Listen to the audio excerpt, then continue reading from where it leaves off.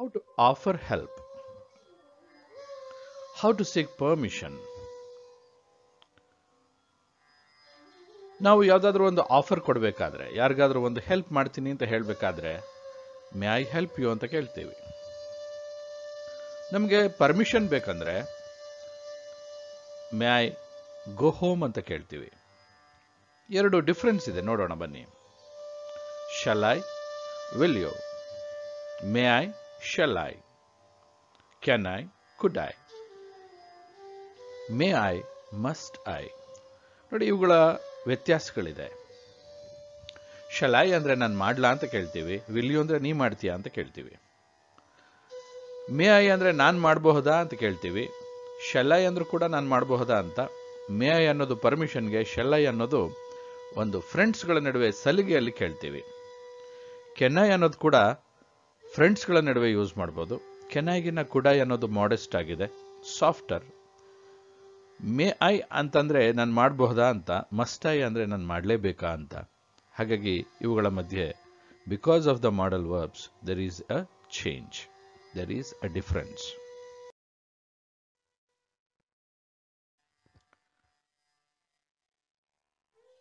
Shall I, will you, can I, could I, may I, must I are some of the questions with models that express politer ways.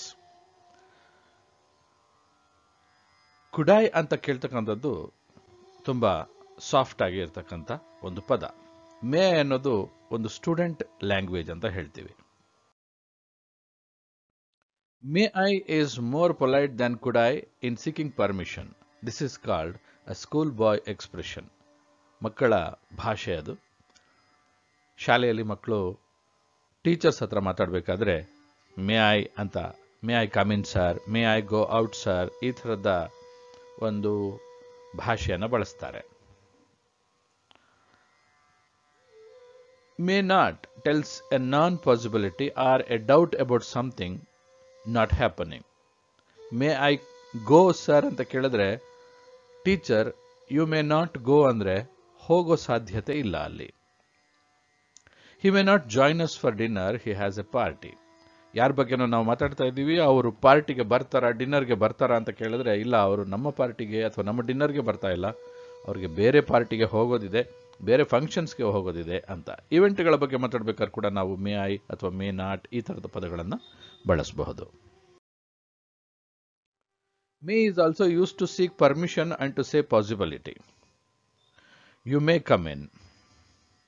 He may enter the premises. ಇದನ್ನು ನಾವು permission ಬಳಸಲಿಕ್ಕೆ ಅಥವಾ possibility ಬಗ್ಗೆ ಹೇಳೋದಕ್ಕೆ ನಾವು ಉಪಯೋಗಿಸ್ತೀವಿ.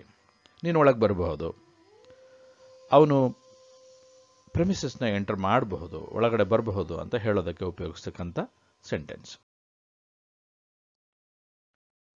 Permission ತಗೊಳ್ಬೇಕಾದ್ರೆ ನಾವು may I ಅನ್ನುವಂಥ ಪೊಲೈಟರ್ ಲ್ಯಾಂಗ್ವೇಜ್ನ ಯೂಸ್ ಮಾಡ್ತೀವಿ. ಅದು ಕುಡೈಗಿನ್ನ ತುಂಬ polite. May I join you for dinner, ಹೀಗೆ ನಾವು ಕೇಳಿದಾಗ ತುಂಬ ಪೊಲೈಟ್ ಆಗಿ ನಾವು ಕೇಳ್ತೀವಿ. ಮೇ ಎಂಟರ್ ದ ಪ್ರೆಮಿಸಸ್, ತುಂಬ ಸ್ಕೂಲ್ ಬಾಯ್ ಎಕ್ಸ್ಪ್ರೆಷನ್ ಇದು. ಕೆಲವು ಯೂಸೇಜ್ಗಳಿವೆ, ಪ್ರಾಕ್ಟೀಸ್ ಮಾಡೋಣ. ಹೇಳ್ತಾ ಹೋದರೆ ಇವುಗಳನ್ನು ನಾವು ನಮ್ಮ ನಾಲಿಗೆಗೆ ಟ್ರೈನಿಂಗ್ ಸಿಗ್ತದೆ. May I use the fan, may I come in, may I attend the party, may I tackle the problem, may I ask you a question, may I use your cell phone, may I answer your question. May attend the event, may I call you tomorrow, may I borrow some books,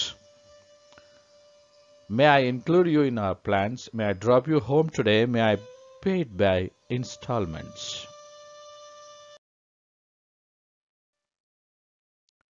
answer, ಅದಕ್ಕೆ ಉತ್ತರವಾಗಿ ಯಾರು ಅಥಾರಿಟಿನಲ್ಲಿ ಇರ್ತಾರೆ ಅವರು ಹೀಗೆ ಅದಕ್ಕೆ ಉತ್ತರನ ಕೊಡ್ತಾ ಹೋಗ್ತಾರೆ. ಇದನ್ನು ನೀವು ಹೆಚ್ಚು ಪ್ರಾಕ್ಟೀಸ್ ಮಾಡಿದಷ್ಟು ನಿಮ್ಮ ನಾಲ್ಗೆಗೆ ಟ್ರೈನಿಂಗ್ ಸಿಗತ್ತೆ. ಮೊದಲು ಓದಲಿಕ್ಕೆ ಪ್ರಾರಂಭ ಮಾಡಿ, ಫಾಸ್ಟಾಗಿ ಓದಿ. ಫಾಸ್ಟಾಗಿ ಓದ್ತಾ ಓದ್ತಾ ನಿಮಗೆ ಗೊತ್ತಿಲ್ಲದ ಹಾಗೆ ನಿಮ್ಮ ನಾಲ್ಗೆಗೆ ಒಂದು ಟ್ರೈನಿಂಗ್ ಸಿಗತ್ತೆ. ಆ ನಾಲ್ಗೆಗೆ ಟ್ರೈನಿಂಗ್ ಸಿಕ್ಕಾಗ ನಿಮಗೆ ಗೊತ್ತಿಲ್ಲದ ಹಾಗೆ ನಿಮಗೆ ಸಮಯಕ್ಕೆ ಸಂದರ್ಭಕ್ಕೆ ತಕ್ಕ ಹಾಗೆ ವೆನ್ ದ ಸಿಚುವೇಶನ್ ಡಿಮಾಂಡ್ಸ್ ಅಂತ ಹೇಳ್ತೀವಿ ನಾವು, ಈ ಒಂದು ಸೆಂಟೆನ್ಸ್ ಜ್ಞಾಪಕಕ್ಕೆ ಬರುತ್ತೆ. ನೀವು ಆಡ್ತೀರಾ ಕೂಡ, ಆಗ ನಿಮ್ಗೆ ಅನ್ಸುತ್ತೆ ನನಗೆ ಇಂಗ್ಲೀಷ್ ಮಾತಾಡ್ಲಿಕ್ಕೆ ಬರುತ್ತೆ. ಇದು ಬಂದದ್ದು ಹೇಗೆಂದರೆ ಪ್ರಾಕ್ಟೀಸಿಂದ.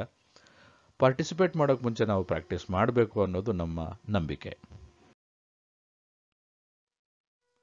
ನಿಮಗೆ ಇನ್ನೊಂದಷ್ಟು ಮಾತಾಡಲಿಕ್ಕೆ ಪ್ರಾಕ್ಟೀಸ್ ಮಾಡಲಿಕ್ಕಿದೆ. ಹೇಳ್ತಾ ಹೋಗಿ ಒಂದು ದಿನ ನೀವು ಸಕ್ಸಸ್ ನೋಡ್ತೀರಾ. ಇದು ಕೂಡ ಪ್ರಾಕ್ಟೀಸ್ಗೆ ಕೊಟ್ಟಿರ್ತಕ್ಕಂಥದ್ದು. ಹಿ ಮೇ ನಾಟ್ ಅನ್ನೋದು, ಹಿ ಮೈಟ್ ನಾಟ್ ಅನ್ನೋದು.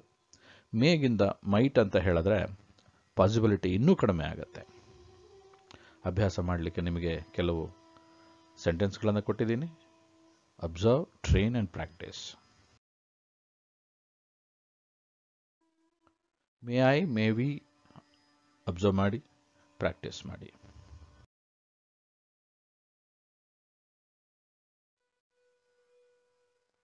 ಇಲ್ಲೆಲ್ಲ ಸೆಂಟೆನ್ಸ್ಗಳನ್ನು ನೀವು ಹೆಚ್ಚು ಸ್ಪೀಡಲ್ಲಿ ಓದಬೇಕು. ಓದೋದ್ರಿಂದ ಮಾತಾಡೋದು ಸುಲಭ ಆಗುತ್ತೆ. ಫಾಸ್ಟಾಗಿ ಓದಿ, ಫಾಸ್ಟಾಗಿ ಮಾತಾಡಿ. Practice alone can help you. OTP ಅಂತ ಬಂದರೆ ಅಬ್ಸರ್ವ್, ಟ್ರೈನ್, ಪ್ರಾಕ್ಟೀಸ್. ಇಲ್ಲಿ ಕೂಡ ನೀವು ಇದನ್ನು ಹೆಚ್ಚು ಹೆಚ್ಚು ಹೇಳ್ತಾ ಹೋದರೆ, ಸ್ಪೀಡಾಗಿ ಮಾತಾಡಿದ್ರೆ speak faster. First read faster and then speak faster. ನಿಮಗೆ ಗೊತ್ತಾಗುತ್ತೆ you are reading better and you are speaking better ಅಂತ.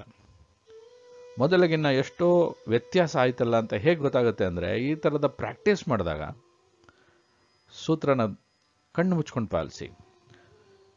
ಸೂತ್ರ ಇಷ್ಟೇ ಇರೋದು, read faster, speak faster. Read better, speak better. ಆಗ ನಿಮಗೆ ನಿಮ್ಮ ಬಗ್ಗೆನೇ ಖುಷಿ ಅನಿಸುತ್ತೆ, ಸಂತೋಷ ಅನಿಸುತ್ತೆ. ನನಗೆ ಬರುತ್ತೆ, ನನಗೆ ಕಲ್ತಿದ್ದೀನಿ ಅಂತ ಅನಿಸುತ್ತೆ. ಅದು ಸಾಧ್ಯ ಆಗೋದು ಪ್ರಾಕ್ಟೀಸಿಂದ ಮಾತ್ರ. ಇನ್ನೊಂದಷ್ಟು ಸೆಂಟೆನ್ಸ್ಗಳು ನಿಮಗೆ ಹೆಚ್ಚು ಹೆಚ್ಚು ಪ್ರಾಕ್ಟೀಸ್ ಮಾಡೋದ್ರಿಂದ ಅಧಿಕಸ್ಯ ಅಧಿಕ ಫಲಂ ಅಂತಾರೆ. ಹೆಚ್ಚು ಹೆಚ್ಚು ಮಾಡೋದ್ರಿಂದ ನಿಮಗೆ ಫಲ ಜಾಸ್ತಿ ಸಿಗುತ್ತೆ, ಸಕ್ಸಸ್ ಜಾಸ್ತಿ ಸಿಗುತ್ತೆ. Thanks for watching this video. Do put your valuable comments in comment box. If it's worth watching, please like the video and share it with your friends. Don't forget to subscribe our channel and click on the bell icon to get our upcoming videos. Watch all the videos from the beginning to go step by step for better results. See you in the next video. Till then, keep smiling and keep learning.